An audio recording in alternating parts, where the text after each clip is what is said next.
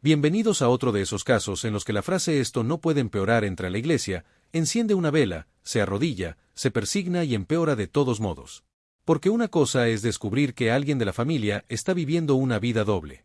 Otra cosa, mucho más creativa en el peor sentido, es descubrir que esa vida doble involucra a un sacerdote conocido por la comunidad, a una hermana que siempre se vistió de pureza en forma humana y a una familia tan obsesionada con la apariencia moral que probablemente le pondría perfume a un incendio solo para decir que, al menos, olía bien. Y antes de que aparezca alguien con el discurso clásico de que los adultos toman decisiones y la vida ajena no le incumbe a nadie, conviene recordar que ese tipo de filosofía suele funcionar mejor cuando no hay manipulación espiritual, secretos dentro de una parroquia y una hermana usando a su propia familia como figurante involuntaria en una novela hecha de culpa, vanidad e incienso. Así que queda la pregunta para quienes disfrutan de estripar el caos doméstico con la calma clínica de quien no tiene nada que perder. ¿Claire fue cruel por exponerlo todo, o simplemente fue la única persona de toda la historia que todavía sabía distinguir lo correcto del absurdo? Claire tenía 31 años, vivía a 20 minutos de la casa de su madre y había pasado la mayor parte de su vida siendo elegida como la hija racional de la familia. Traducido al idioma real, era la persona a la que llamaban cuando alguien necesitaba dinero prestado, un aventón para una consulta, un favor burocrático o una opinión sincera que luego sería usada en su contra por falta de delicadeza. Su hermana menor, Emily, tenía 27 y era el opuesto, cuidadosamente pulido. Siempre impecable, voz suave, cabello arreglado hasta para comprar pan, una postura de quien parecía flotar 2 centímetros por encima del suelo porque tocaría pecado si se acercara demasiado al mundo. En la práctica, Emily era la favorita. No oficialmente, por supuesto. Las familias así nunca admiten favoritismos. Solo tratan a una hija como extensión de su propia reputación y a la otra como el departamento de mantenimiento emocional. Claire lo sabía desde hacía años. Emily cantaba en el coro, organizaba eventos benéficos, ayudaba en retiros, conocía el nombre de las señoras de la primera fila y recibía elogios por respirar con modestia. Claire trabajaba, pagaba las cuentas, le recordaba a su madre la cita con el cardiólogo, resolvía los impuestos de su padre, y aún así, era demasiado dura porque no sonreía mientras sostenía el techo entero. El centro gravitacional de aquella familia era la iglesia del barrio. No una catedral monumental, sino de esas parroquias que huelen a madera encerada, flor cansada y café recalentado en el salón comunitario. El tipo de lugar donde todo el mundo sabe quién engañó, quién bebió, quién perdió el empleo y quién sonrió poco en la misa del domingo. Allí la moral no era exactamente un valor. Era un sistema de vigilancia con vitrales. Fue en ese escenario donde apareció el padre Adrián. Tenía 38 años, hablaba bajo, escuchaba mucho y poseía esa calma entrenada que hace que la gente emocionalmente hambrienta confunda educación con profundidad y profundidad con santidad. No era viejo, ni rígido, ni el tipo de sacerdote que gritaba sobre el fuego eterno a adolescentes con acné. Era peor. Era carismático. Sabía citar teología y también sabía cuándo tocar ligeramente el hombro de alguien durante un consejo. Sabía mirar a los ojos medio segundo más de lo necesario. Sabía usar la voz como si cada frase hubiera sido planchada antes de salir de su boca. A Claire no le agradó desde el principio. No porque tuviera pruebas de nada. Solo porque conocía demasiado bien a ese tipo de hombre. Los hombres admirados en ambientes jerárquicos, tratados como moralmente superiores, suelen desarrollar un brillo extraño en el ego. No todos hacen tonterías, claro, pero cuando las hacen, suelen contar con toda la estructura para llamar malentendido a la tontería. Emily, en cambio, quedó fascinada casi de inmediato. Primero llegaron los elogios inocentes. Está tan preparado.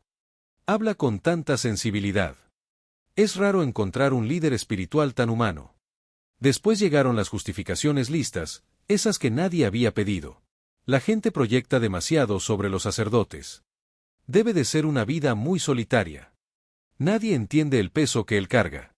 Claire escuchó todo eso una tarde de domingo, mientras su madre untaba mantequilla sobre pan de maíz como si la comida también necesitara lubricación espiritual. Hablas de él como si fuera un personaje de novela histórica, comentó Claire. Emily soltó una risa incómoda. Eres incapaz de ver bondad sin sospechar segundas intenciones. Y tú eres incapaz de ver segundas intenciones cuando vienen envueltas en voz serena. La madre interrumpió con esa sonrisa de administradora moral del edificio. Claire, no todo tiene que convertirse en debate. Lo que, en aquella casa, significaba, Emily puede decir cualquier cosa absurda mientras parezca delicada, tú no puedes reaccionar porque tu reacción es el verdadero problema. Pasaron las semanas, y Emily se involucró aún más en la iglesia. Más reuniones. Más tareas voluntarias. Más mensajes en el celular con la pantalla boca abajo. Más salidas rapiditas después de cenar. Claire lo notó porque tenía ojos y porque estaba acostumbrada a ser la única persona de la familia a la que llamaban incómoda solo por darse cuenta de lo obvio. Intentó ignorarlo. Después de todo, una sospecha no es una prueba. Y también porque ya conocía el libreto. Si hablaba demasiado pronto, la llamarían amargada. Si esperaba demasiado, la culparían por no haber dicho nada. La primera grieta concreta apareció en el cumpleaños de su madre. La familia se reunió para almorzar en casa. Emily llegó tarde, con un vestido azul claro, maquillaje demasiado discreto para ser casual y con ese brillo nervioso de quien está viviendo algo que quiere ocultar, pero le encanta sentir. 10 minutos después, su celular vibró sobre la mesa. No sonó fuerte. Solo ese temblor seco contra la madera, breve e íntimo. Emily giró el aparato demasiado rápido. Demasiado rápido, aunque no lo suficiente. Claire vio el nombre. Adrián. Sin padre. Sin título. Sin parroquia. Solo Adrián. Tal vez para otra familia eso no habría significado nada.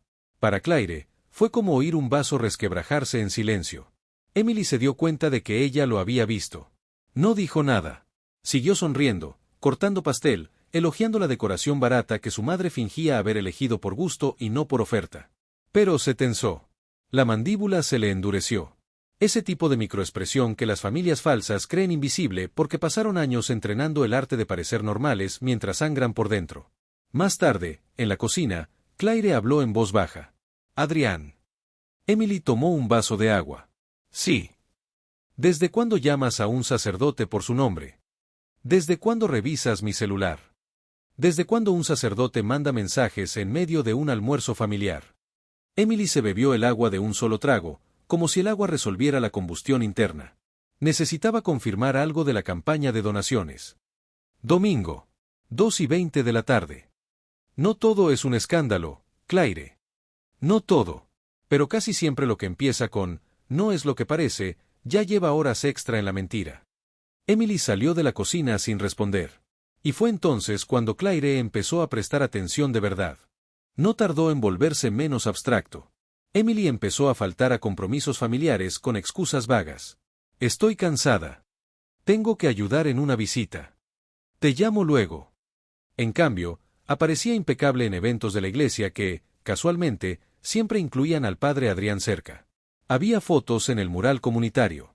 Emily acomodando mesas, Emily cargando cajas de donaciones, Emily al lado de Adrián con una distancia física respetuosa y una intimidad visual que gritaba. Lo que más molestaba a Claire no era exactamente la posibilidad del romance. Era la forma en que Emily empezó a representar la pureza con aún más fuerza. Se volvió más juzgona, más piadosa en público, más inclinada a corregir la ropa de las adolescentes, el comportamiento de mujeres divorciadas, la vida de cualquier persona menos la suya. Como si, cuanto más sucia fuera la historia real, más blanca necesitara parecer ella. Un comentario que recibió muchos votos decía exactamente eso después de que Claire contara la situación en línea. No hay nada más alarmante que alguien subiendo el volumen de la santidad justo cuando está haciendo algo que requeriría aislamiento acústico. Otro comentario fue aún más seco. Ella no está siendo religiosa. Está haciendo gestión de marca. Claire casi se rió al leerlo, porque dolía por lo preciso. El detonante llegó una noche de jueves, cuando su madre llamó llorosa pidiéndole a Claire que fuera a la casa. Su padre tenía la presión alta, Emily había salido a resolver algo de la iglesia y nadie encontraba la carpeta de los exámenes. Claire salió del trabajo, atravesó el tráfico, enfrentó una lluvia fina y esa niebla amarillenta que a las ciudades pequeñas les encanta llamar clima romántico, aunque parezca escenario de crimen burocrático. Encontró la carpeta en menos de 4 minutos. Estaba en el cajón donde siempre estaba. Porque, claro, cuando llega la hija eficiente, los milagros administrativos ocurren. Su padre mejoró, su madre dejó de dramatizar y Claire se fue ya tarde. En el camino, se dio cuenta de que había dejado el bolso pequeño en casa de sus padres. Regresó. La cochera estaba casi a oscuras. La ventana lateral de la cocina emitía esa luz tibia de bombilla económica, medio triste, medio hospitalaria. Claire se acercó a la puerta trasera y oyó voces bajas. Una era la de su madre. La otra era la de Emily. Iba a entrar, hasta que escuchó la frase que le congeló el paso. Tienes que decidir esto antes de que yo empiece a notarme. Silencio. Luego la madre, en un susurro aterrorizado, Dios mío, Emily. Claire no entró. Se quedó inmóvil, sintiendo el aire húmedo en la nuca, el olor a tierra mojada mezclado con el perfume demasiado dulce que usaba Emily, siempre algo floral, siempre lo bastante fuerte como para parecer inocencia embotellada. Emily continuó. Él dijo que va a hablar con la diócesis, pero no ahora. Necesita tiempo. La madre empezó a llorar. De esa manera ahogada de quien no quiere llorar, pero tampoco quiere lidiar con nada. ¿Te volviste loca? ¿Un sacerdote? Emily, eso destruye su vida, destruye la tuya, destruye a nuestra familia. Nuestra familia. Ni esto está mal. Ni él te manipuló. Ni estás bien. Primero vino la reputación. Siempre la reputación. El altar doméstico de esa casa era la apariencia. Claire abrió la puerta con suficiente fuerza para hacerla saltar. La madre se llevó la mano al pecho. Emily palideció de una forma tan brutal que por un segundo pareció de verdad una santa de yeso, fría y hueca. Claire cerró la puerta detrás de sí. Entonces era esto. Nadie respondió. Miró a Emily. ¿Estás embarazada? Emily tardó un segundo fatal de más. Y ese segundo respondió antes que su boca. No hables así. Claire soltó una risa sin humor. Entonces sí. La madre intentó levantarse. Claire, por favor, tenemos que hablar con calma. ¿Con calma? Me estás pidiendo calma porque tu hija quedó embarazada de un sacerdote y tu mayor preocupación fue el impacto en la decoración moral de la familia. Baja la voz. Por primera vez en mi vida, no. Emily empezó a llorar. No era el llanto feo y sincero de alguien que se vino abajo. Era ese llanto frustrado, elegante incluso en el sufrimiento, de quien siempre creyó que las lágrimas garantizan protección automática. No entiendes, dijo ella. Él me ama. Claire se quedó unos segundos mirándola, buscando algún rastro de la hermana real detrás de esa frase ridícula. Claro. Porque nada dice amor maduro como votos religiosos, mensajes escondidos y pánico administrativo. Eres cruel. Y tú estás viviendo un cliché tóxico con vitrales. La madre le pidió a Claire que se fuera. No porque Emily estuviera equivocada, sino porque Claire estaba agresiva. Ese detalle, después, se convirtió en uno de los puntos más comentados de la publicación. Mucha gente reconoció el patrón de inmediato. Las familias disfuncionales siempre tratan a la persona que nombra el incendio como si hubiera creado el fuego. Otro comentario: la hermana embarazada del sacerdote no era el problema. El problema, según la madre, fue el volumen de la verdad. Claire se fue temblando. No de miedo. De pura rabia, seca, eléctrica. Esa rabia que deja la boca amarga y el estómago helado. Pasó la noche sin dormir, mirando el techo y repasándolo todo. El nombre sin título en el celular. Las ausencias. El brillo secreto. Las frases defensivas. La santidad performativa. Todo el teatro. A la mañana siguiente, Emily apareció en su apartamento. Sin avisar. Sin maquillaje impecable. Con una sudadera ancha, el rostro hinchado y el cabello recogido a la carrera. Por primera vez en años, parecía humana. Solo que, en ese momento, la humanidad no bastaba. Claire abrió la puerta y no ofreció café. Emily entró de todos modos. Necesitaba hablar con alguien que no se pusiera histérico. Claire se apoyó en la encimera. Entonces viniste al lugar equivocado. Emily hizo esa cara ofendida que siempre le había funcionado con todos. No quería que te enteraras así. ¡Qué pena! Yo tampoco quería enterarme de que la única hija que mamá considera incapaz de equivocarse se embarazó en secreto de un hombre cuyo trabajo depende exactamente de lo contrario. Emily se sentó. Se pasó una mano por el rostro. No empezó así. Esa suele ser la introducción oficial de todas las decisiones horribles. Y entonces Emily contó. Había comenzado meses antes, en sesiones de acompañamiento espiritual. Dijo que estaba vulnerable después de una mala ruptura.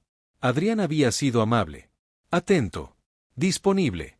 Le escribía para saber cómo estaba. Le decía que era distinta, sensible, incomprendida. Hablaba sobre la soledad, sobre el peso de la vocación, sobre cómo a veces Dios pone personas específicas en nuestra vida por razones que la institución no comprendería. Claire casi sintió náuseas. No por el sexo implícito, sino por lo predecible. Había algo profundamente repulsivo en la banalidad de ese abuso de poder envuelto en lenguaje elevado. El olor moral de aquello era el peor tipo de podredumbre, la podredumbre perfumada. Entonces usó la confesión emocional para seducirte. Emily levantó la cabeza, ofendida otra vez. No fui seducida como si fuera una idiota. No, claro. Solo fuiste elegida por un hombre con autoridad espiritual, años mayor, entrenado para leer vulnerabilidad y convertir dependencia en una conexión especial. Emily cruzó los brazos. Siempre haces que todo suene sucio. Claire respondió sin parpadear, algunas cosas ya llegan así. Emily juró que la relación era consensuada, profunda, seria, que Adrián estaba sufriendo, que había prometido encontrar una salida. Cuando Claire le preguntó cuánto tiempo llevaba él sabiendo del embarazo, Emily desvió la mirada. 3 semanas. 3 semanas. ¿Y qué hizo en 3 semanas? Pidió discreción. Claro que la pidió. Dijo que necesitaba pensar. Claro que lo dijo. Quiere hacer esto de la manera correcta.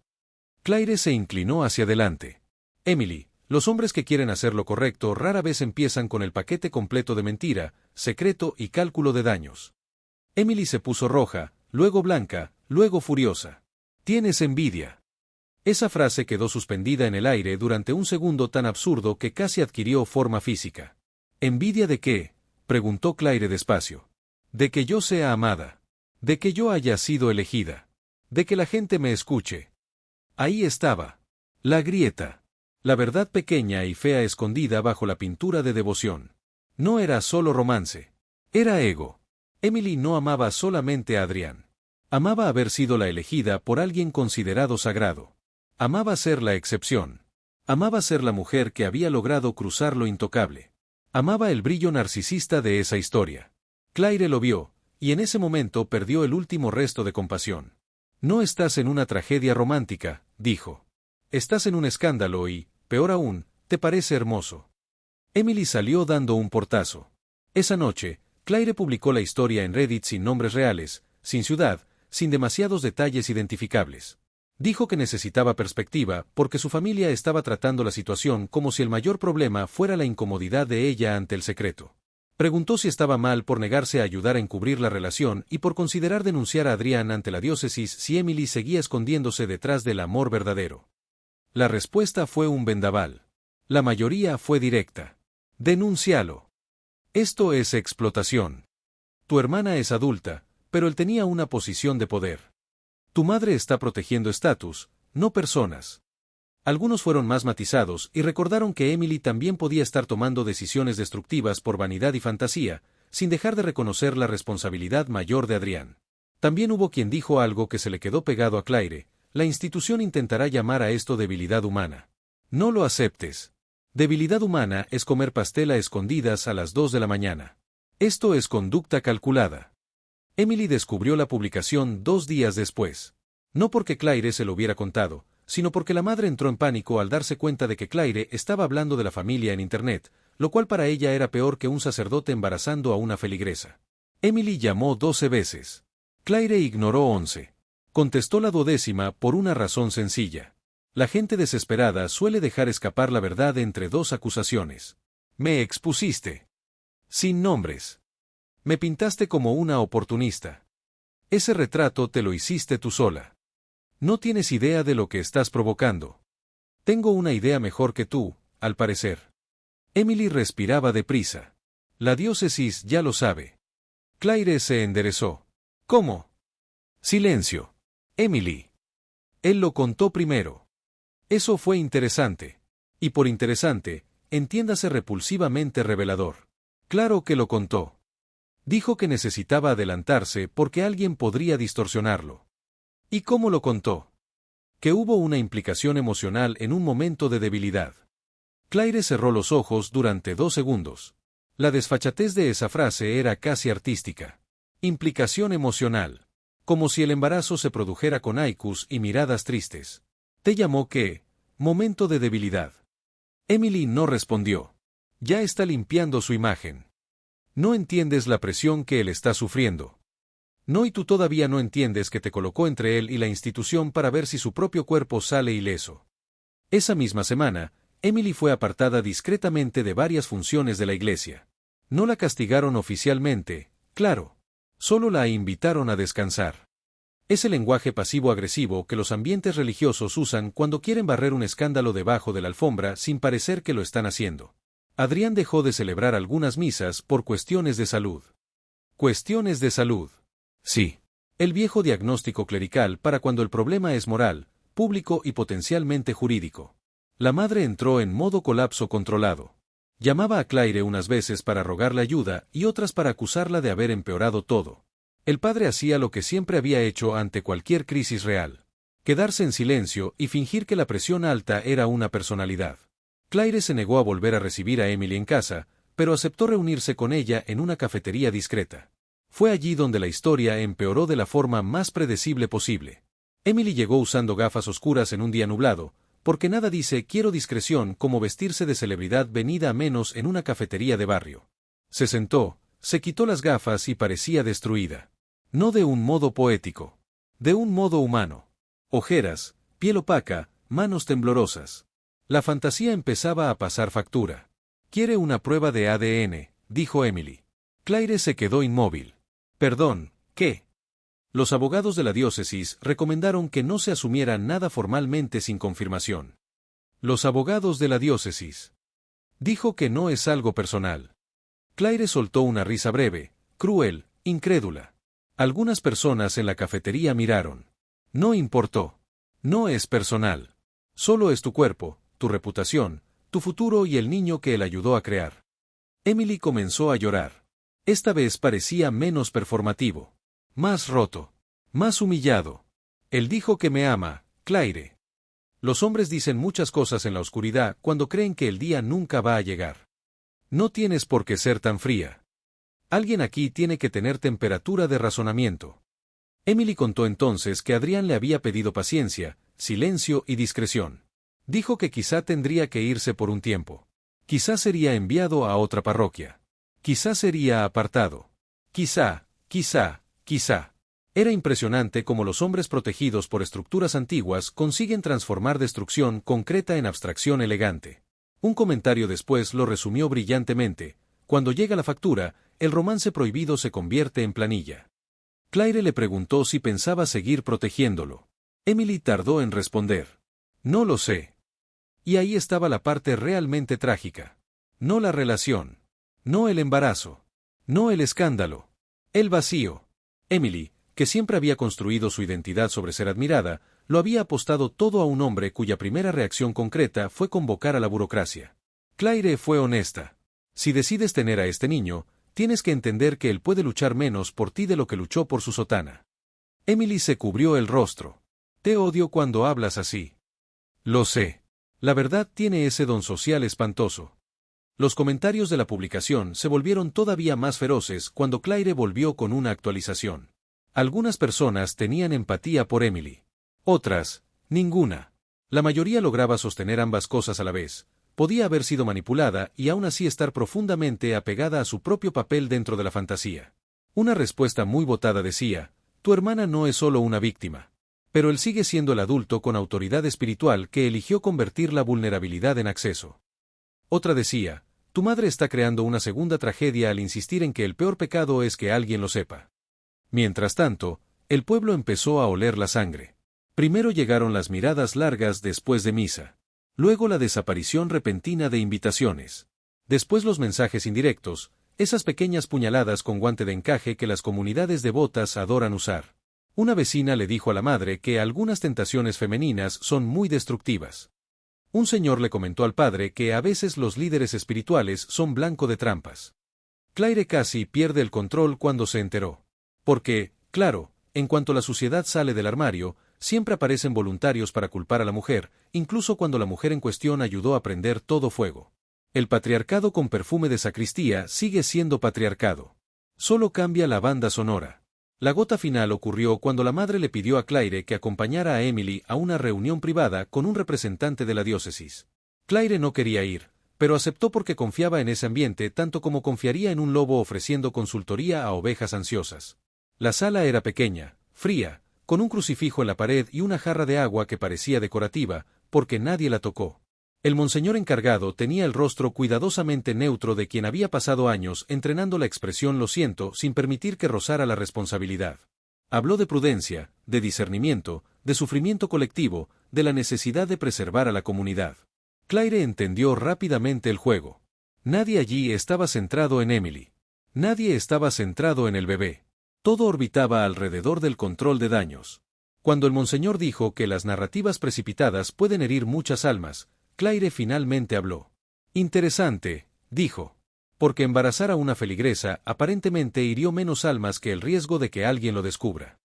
La madre soltó ese ruido ahogado de desesperación social. Emily miró hacia la mesa. El monseñor juntó las manos y respondió que comprendía el dolor de ella. Claire lo cortó. No. Usted comprende la crisis de imagen. El hombre la miró en silencio. Esas pausas ensayadas que las autoridades usan cuando quieren hacer parecer que su calma es señal de superioridad y no simplemente falta de coraje. Estamos buscando la mejor solución pastoral. ¿Pastoral para quién?, preguntó Claire. Para mi hermana, que está embarazada y está siendo tratada como una variable inconveniente, para el niño, del que ya se habla con vocabulario de riesgo, o para el sacerdote, que aparentemente merece tiempo, traducción y almohadas. Emily comenzó a llorar otra vez. Esta vez no por teatro, sino por la brutalidad de escuchar su propia situación en voz alta, sin la anestesia poética del romance clandestino. La reunión terminó sin ningún resultado útil. Solo una colección de frases blandas y un acuerdo implícito de silencio que Claire jamás firmó, ni siquiera verbalmente. Esa noche, Emily apareció en su puerta por tercera vez. Solo que ahora no venía a defender a Adrián. Venía con una carpeta. Dentro había impresiones de mensajes, capturas de pantalla, comprobantes de pequeñas transferencias, reservas de hotel hechas a nombre de terceros, correos en los que Adrián alternaba lenguaje religioso con deseo, culpa, promesa y cálculo. En uno de los mensajes, decía que Emily era la única persona que lo hacía sentirse visto como hombre, no como símbolo. En otro, le pedía que evitara enviar mensajes en horarios que pudieran llamar la atención. En otro, decía que si algo salía a la luz tendrían que proteger el significado de lo que vivieron frente a interpretaciones vulgares. Interpretaciones vulgares. Ese tipo de hombre siempre cree que la sordidez de su propia conducta puede purificarse con un adjetivo bonito. Claire revisó todo en silencio. ¿Por qué me traes esto a mí? Emily parecía exhausta en un nivel nuevo, como si por fin hubiera bajado del escenario y hubiera descubierto los cables, los reflectores y el polvo. ¿Por qué mintió? ¿Solo ahora te diste cuenta? Emily la ignoró. Le dijo a la diócesis que yo lo perseguí, que estaba emocionalmente inestable, que malinterpreté la cercanía pastoral, que él trató de alejarse. Claire sintió una ola de hielo subirle por el pecho. Dijo eso por escrito. Emily asintió.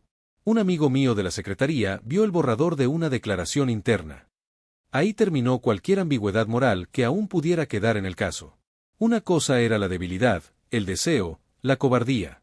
Otra muy distinta era reescribir la historia para convertir a la mujer embarazada en una amenaza para el cargo. Eso ya no era romance trágico ni ego en combustión. Era estrategia. Claire levantó los ojos despacio. Vas a exponerlo todo. Emily respiró hondo. Mi madre dijo que eso arruinaría a la familia. Claire respondió sin vacilar, tu madre confunde familia con escenografía. En la actualización final de la publicación, Claire contó exactamente eso, que Emily, después de meses defendiendo al sacerdote, había descubierto que le estaba preparando una narrativa para presentarse como víctima de una seducción inapropiada. Contó que había pruebas. Contó que ahora su hermana quería actuar, pero estaba aterrorizada por la reacción de la comunidad. La respuesta en línea fue casi unánime. Quémalo todo. No literalmente, por favor, pero casi. Él contaba con su vergüenza. Si ella pierde la vergüenza, él pierde su principal protección. Exponer no destruye una comunidad. Quien destruye una comunidad es quien usa el poder para explotar a personas vulnerables y luego miente. Emily dudó una semana más. Una semana de llamadas de su madre, silencio de su padre, mensajes indirectos de mujeres de la iglesia y un último contacto de Adrián, esta vez breve, seco y administrativo. No habló de amor. No habló de almas gemelas. No habló de destino, sufrimiento ni de Dios. Habló de resolver discretamente. Eso era todo. El gran amor prohibido, destilado hasta su sedimento real. Discreción.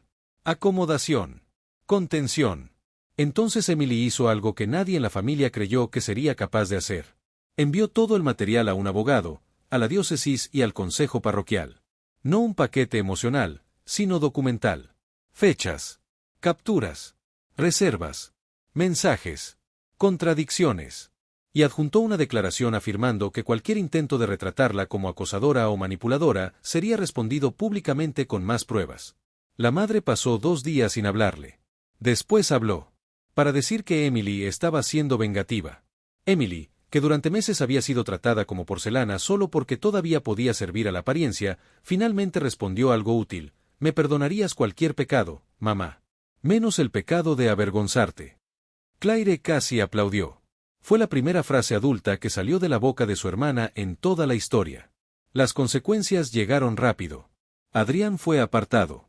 No de forma cinematográfica, porque las instituciones rara vez ofrecen la decencia de un colapso visible.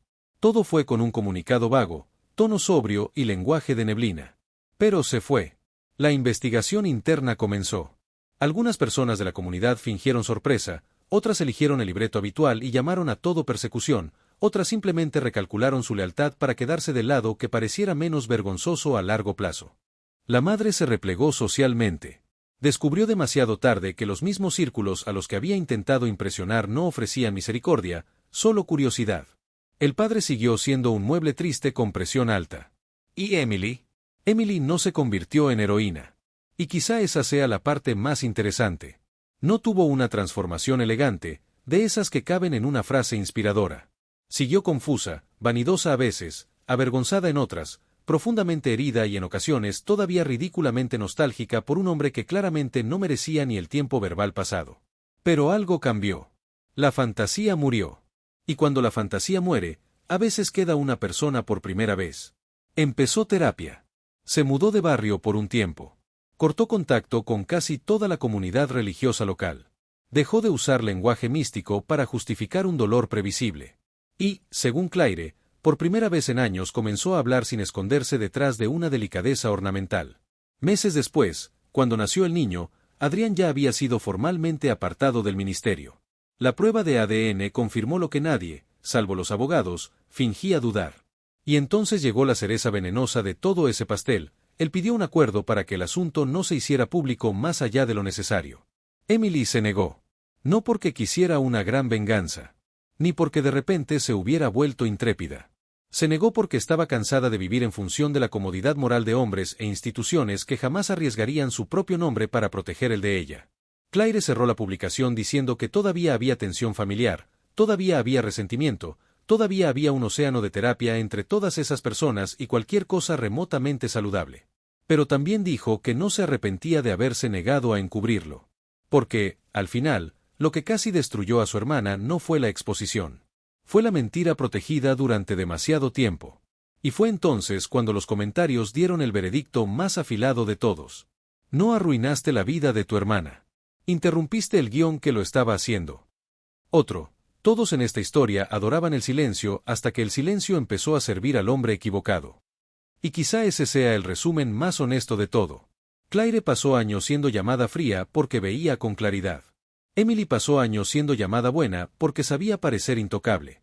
Adrián pasó años siendo llamado guía porque dominaba el idioma de la confianza. La madre pasó años llamando amor a lo que, en el fondo, siempre fue administración de apariencias. Al final, quien salvó lo que aún podía salvarse no fue la persona más dulce, ni la más religiosa, ni la más admirada. Fue la única que miró la escena completa, sintió el olor a humo debajo del incienso y se negó a llamar perfume a aquello. Ahora queda la duda inevitable que este tipo de historia siempre deja flotando en el aire como humo atrapado en una cortina. Claire fue demasiado cruel por exponer la relación y empujar todo hacia la luz, o cualquier bondad en ese contexto no habría sido más que cobardía maquillada de educación.